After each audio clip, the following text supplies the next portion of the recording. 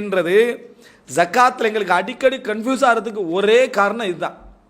என்ன காரணம்? இந்த பேப்பரை நம்ம கையில் வச்சுக்கிறோம், பெருமதியற்ற பேப்பர்களை கையில் வச்சுக்கிறோம், பெருமதியற்ற கார்டை கையில் வச்சுக்கிறோம். இந்த கார்டுக்கு அதை கன்வெர்ட் பண்ண வேண்டியிருக்கு. எதை? அதை தங்கத்தையும் வெள்ளியையும் கன்வெர்ட் பண்ணி தான் நம்ம கணக்கு பார்க்க வேண்டியிருக்குது. உண்மையிலே ரியலாக அதை தான் நம்ம கணக்கு பார்த்துக்கிட்டு இருக்கிறோம் உலகத்தில். இதை கையில் வச்சிருந்ததுக்கு அதை தான் என்னது நம்ம கணக்கு பார்த்துக்கிட்டு இருக்கக்கூடிய ஒரு சுச்சுவேஷன். இப்போ ஏதாவது சேவிங்கன்னா கூட மனைவிக்கு நகை வாங்கி கொடுத்துருது. அப்போ எங்கே நிற்கிறோம்? அதில் தான் நிற்கிறோம். இது பெருமதினா இதில் தான் நிற்கணும். அதில் நம்ம நிற்கிறோம்னா அதுதான் காரணம். அதுவும் நிலமும் மட்டும் தான் நிற்கிறதுக்கு காரணம். இப்போ இந்த அடிப்படையில் எங்களுக்கு இந்த கன்வெர்ட் பண்ணி பார்க்கறதுனால ஜக்காத்துடைய அளவு வருஷத்துக்கு வருஷம் மாற்றம். போன வருடம் நம்ம அதாவது இப்போ இலங்கை, நான் இதில் கணக்கில் சொல்கிறேன்னா நம்மளுக்கு வந்து 1 லட்சம் இருந்துச்சுன்னு வைங்களேன். இப்போ வந்து 1,70,000 ஆகிட்டு 1 பவுன் இலங்கை பணத்தில் விளங்கிட்டா. அப்போ எடுத்து பார்த்தீங்கன்னு சொன்னால் அங்கே 17,000 தாண்டிட்டு போகுது.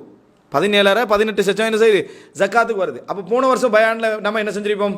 10 லட்சத்தில் ஜக்காத்து கடமை என்று இன்றைக்குள்ளதை எடுத்து காட்டினார் வைங்கன்னா 10 லட்சம் என்றார் போன வருஷம். இந்த வருஷம் 17,000 என்றார்னா இந்த பிரச்சனைக்கு யார் காரணம்? இந்த பேப்பர் தான் காரணம் என்றது நம்ம முடிவெடுத்துக்கிறோம். தங்கம் வெள்ளி தான் மாறாத நிர்ணயம். தங்கம் வெள்ளி தான் மாறாத நிர்ணயம். அதுவும் வெள்ளி கூட ரொம்ப வீழ்ச்சியில் இந்த காலத்தில் என்ன செய்திருக்கு. ஒரு காலத்தில் வந்து அதாவது அலுமினியம் ஆக உச்சகட்டத்தில் இருந்துச்சு, சில்வர் ஆக உச்சகட்டத்தில் இருந்துச்சு. ஆனால் தங்கம் வந்து என்றைக்கும் மாறாமல் இருக்கக்கூடிய தங்கம் தான், கோல்டு தான் வந்து என்றைக்கும் மாறாமல் கொஞ்சம், அதாவது பணம் மாறிக்கின்றைக்கு தங்கம் மாறல, புரிஞ்சுக்கணும். இங்கே இந்த ஏற்றம் அல்ல, தங்கம் மாறாமல் என்றைக்கும் இருந்து கொண்டு இருக்கிறது தங்கம், சின்ன சின்ன மாற்றங்களை தவிர. இப்போ இந்த அடிப்படையில் ரசூல் ஸல்லல்லாஹு அலைஹி வஸல்லம் அவங்களோட மதீனால புழக்கத்தில் இருந்தது வந்து வெள்ளி தான். நம்ம வரலாறுக்குள்ளே போகிற மாதிரி அது வெள்ளி தான், தங்கம் தான் நம்ம இந்த கணக்கில் நம்ம வைக்கிறோம். இப்போ என்ன பிரச்சனைடா, தங்கத்தை அளவாக வைப்பதா? இப்போ தங்கமும் நாணயம் ரசூலுல்லாஹ் காலத்தில், அதே போல் வெள்ளியும் நாணயம். இப்போ நம்ம இந்த பணத்தில் ஜக்காத்து கடமையாகுமான்றதுக்கு இப்போ நமக்கு தெளிவாகவே விளங்குது. என்ன? தங்கத்தை அளவாக வைக்கலாம், வெள்ளியும் அளவாக வைக்கலாம். இதுக்கு ஹதீஸ் தேவையில்லை. நல்ல முறையில் புரிஞ்சுக்கோங்க, இதுக்கு ஹதீஸ் தேவையே இல்லை. ரசூல் ஸல்லல்லாஹு அலைஹி வஸல்லம் காலத்தில் எது நாணயம்? தங்கம். ரசூல் ஸல்லல்லாஹு அலைஹி வஸல்லம் எது நாணயம்? வெள்ளி. அப்போ இது ரெண்டும் தான் நாணயம்ண்டா, ரெண்டில் ஒன்றை கொண்டு தான் நம்ம என்ன செய்யணும்? இந்த காலத்து பணத்தில் அளவை யூஸ் பண்ணணுமே தவிர தங்கத்துக்கு தனியாக ஹதீஸ் வரணும், அளவை சொல்லி ஹதீஸ் வரணும் அது வேறு. தங்கத்துக்கு தனியாக ஹதீஸ் வரணுமெண்டோ என்னது வெள்ளிக்கு தனியாக ஹதீஸ் வரணுமென்று சொல்லியோ எந்த அவசியமும் இல்லை. இதை நம்ம புரிந்து கொள்ள வேண்டிய ஒரு உண்டு. அதே நேரம் ஹதீஸ் ரீதியாக எடுத்து பார்த்தீங்கன்னா இஸ்லாமிய அறிஞர்கள் ஏகோபித்த உடன்பாடாக இருக்கிறாங்க. தங்கம் ஒரு அளவுகோல் உண்டு. தங்கம் இன்றைய நாணயங்களை நம்ம அளவுக்கிறதுக்கான ஒரு அளவுகோல் உண்டு. வெள்ளி சம்பந்தமாக மிக சஹீஹான ஹதீஸுகள் என்ன செய்யுது வருது. வெள்ளி சம்பந்தமான மிக சஹீஹான ஹதீஸ் வருது. வெள்ளியில் நீங்கள் அளவுகோலை வச்சிங்கன்னா இவ்வளோவில் தான் ஜக்காத்து கடமையாகும் வச்சிங்கன்னா குயிக்காக கடமையாகும். உங்களுக்கு என்ன செய்யும்? குயிக்காக கடமையாகும். தங்கத்தில் வச்சிங்கன்னு சொன்னால் லேட்டாக என்ன செய்யும்? கடமையாகும். லேட்டாகனா அமௌண்ட்டு பெருசாக வரணும், அப்போ தான் அது கடமையாகும். ஸோ கடமை ஜக்காத்து கொடுக்கறது 2.5 வீதம். ஜக்காத்து கொடுக்குறது 2.5 வீதம். கடமையாகினா வெள்ளியில் நீங்கள் அளவு பார்த்தாலும் 2.5 வீதம் தான் ஜக்காத்து கொடுக்கணும், தங்கத்தில் அளவு பார்த்தாலும் 2.5 வீதம் தான் ஜக்காத்து கொடுக்கணும். அது ஒரு அம்சம் இல்லை.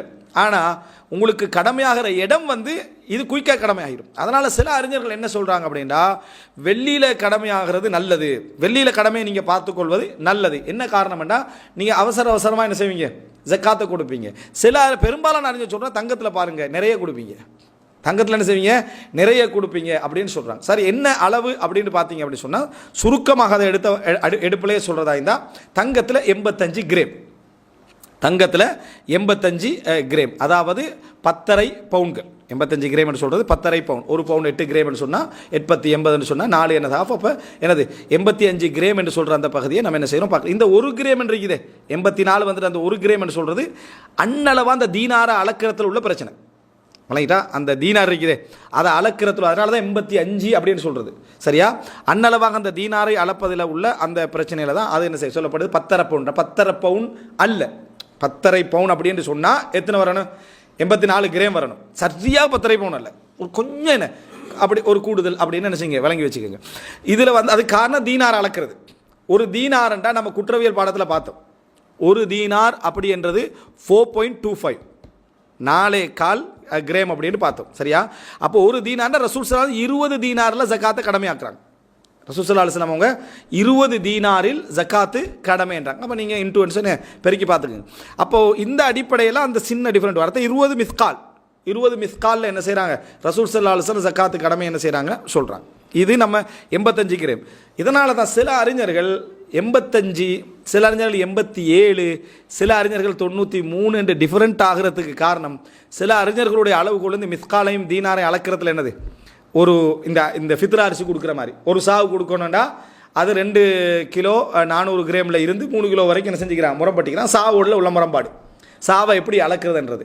அப்போ கொடுக்கறதுல நம்ம பேருதலாக அதிகமாக கொடுத்துட்டோம்னா அதில் முடிஞ்சது. ஆனால் இந்த அளவுக்கு நம்ம தெரிஞ்சுக்கலாம். அப்போ நம்ம சுருக்கமாக 85 கிராம் இருந்தால் 2.5% ஜக்காத்துக்கு, அதாவது 100 கிராம் இருந்துச்சுன்னு சொன்னால் 2.5 கிராம் என்ன செய்யணும் ஜக்காத்து கொடுக்கணும். இது தங்கத்தில் உள்ளது.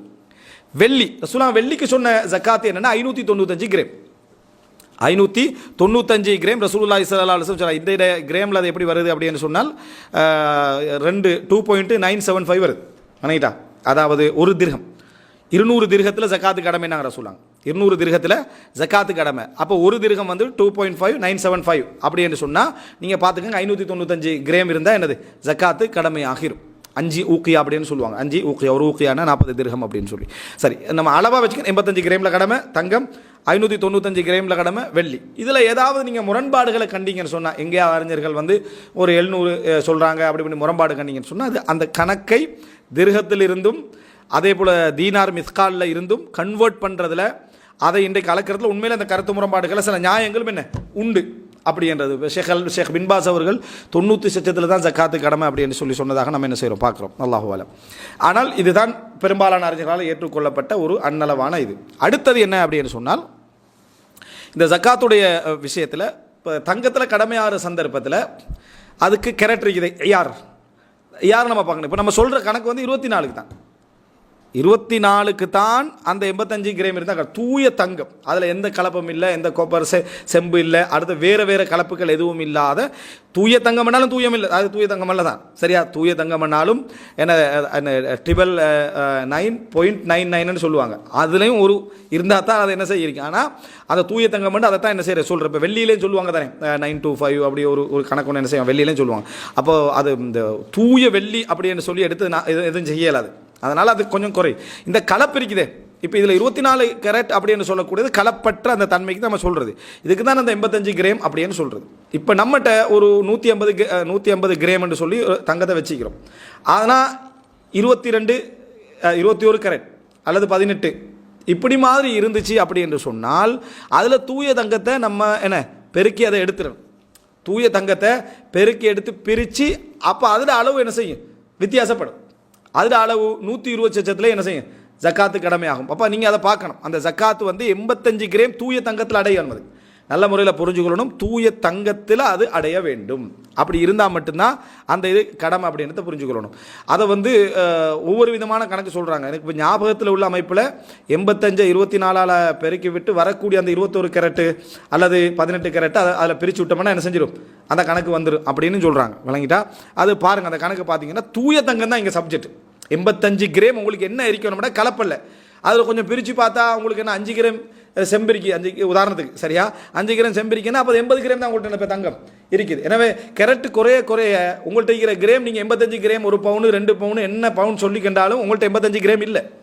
அப்படி தானே 18 நம்ம அதை 18 கேரட் ஒரு ஆள் நகை போட்டிக்கிறாருன்னா அவர் சொல்கிறார் 85 கிராம், உங்கள்கிட்ட 85 கிராம் இல்லை, நீங்கள் அது செம்பும் கலந்து தான் என்னது 85 கிராம் வச்சுக்கிறீங்க. அப்போ உங்களுக்கு குறையுது 60 70 வந்து உங்களுக்கு ஜக்காத் என்ன கடமை இல்லை. தூய தங்கமானு பாருங்கள், 24 கேரட்டான்னு என்ன செய்யுங்க பாருங்கள் அப்படின்றத நம்ம அதில் புரிந்து கொள்ள வேண்டும். அடுத்ததாக இதை வச்சு இன்றையுடைய கணக்கில் 85 கிராமுக்கு ஈக்குவலான பணம் என்ன, ஈக்குவலான பணம் என்னன்னு பார்த்து தான் நம்ம என்ன செய்யணும் ஜக்காத்து என்ன செய்ய வேண்டும், நம்ம கொடுக்க வேண்டும். வெள்ளியிலையும் பார்க்கலாம், தங்கத்திலே பார்க்கலாம். வெள்ளிக்கு பார்த்துக்க நீங்கள் என்ன சொன்னால் 595 கிராம் இன்றைக்கி அவ்வளோ பெருசாக போகாதுன்னு நினைக்கிறேன். விளங்கிட்டா, அந்த இந்தியோட ரேட்டை பார்த்து நீங்கள் பார்த்தீங்கன்னு சொன்னால் 1 லட்சத்துக்கும் குறைவாக தான், அது ரொம்ப கம்மியாக தான் என்ன செய்யும் வரும்.